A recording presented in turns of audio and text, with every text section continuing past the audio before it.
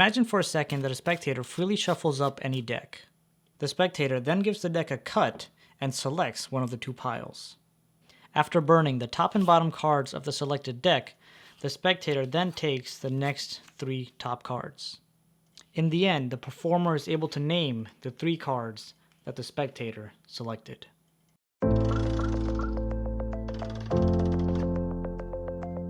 What's going on, guys? CardMechanic here, and today I'll be revealing the card trick to fool multiple people at once. And if you guys haven't checked out the performance yet, I'll put it on the screen, description, all that good stuff. And those of you who have seen the performance, let's break it down. So just to give you guys a little bit of a background, this card trick is known as the Trio by Elliot. And the basic concept of how this trick is done is actually quite simple, and a lot of it will depend on your performance of the trick. So starting off, you're going to give the deck to the spectator for them to shuffle as much as they'd possibly like. Once the spectator is satisfied with their shuffle, you're going to take the deck back from the spectator and say that you need to remove the 2 jokers from the deck because you don't want multiple spectators picking the same card. Again, this is because we have more than one spectator. So you go into the deck and remove the 2 jokers. And under the pretense of removing the 2 jokers from the deck, you're going to take a look and memorize the 2nd, 3rd, and 4th cards of the deck. Now, of course, some people don't like doing that, going through the deck after the spectator has already shuffled. They think it makes the spectator, feel more uncomfortable because, again, you've handled the cards right after them.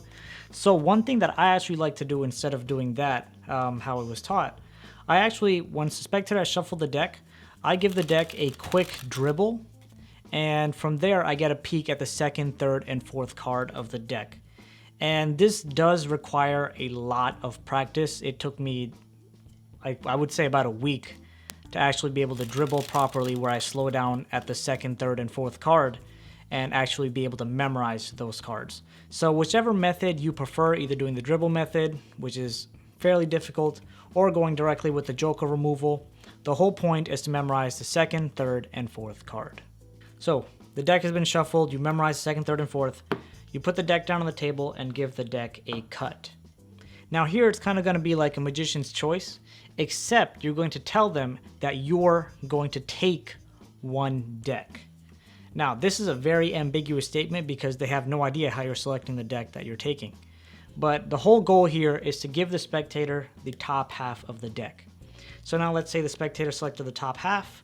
You say, okay, so I'll take this half, then you put it aside, you don't really need it. But if the spectator says this one, right, so you say, I'll take the packet or the half that the spectator selected and put that over to the side. Again, whole goal, spectator has to get this packet right here.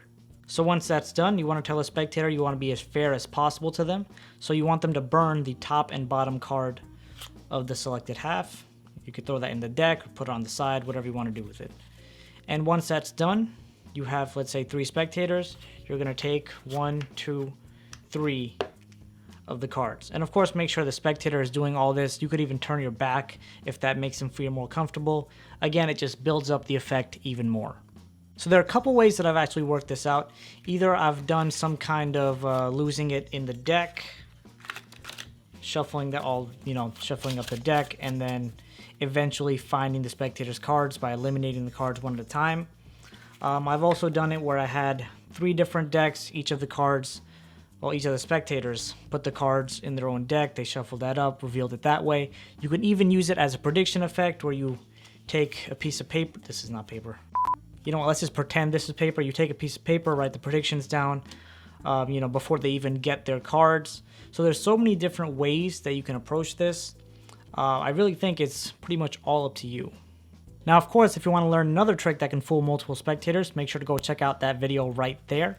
And if not, then go out and add some magic into people's day. Peace out.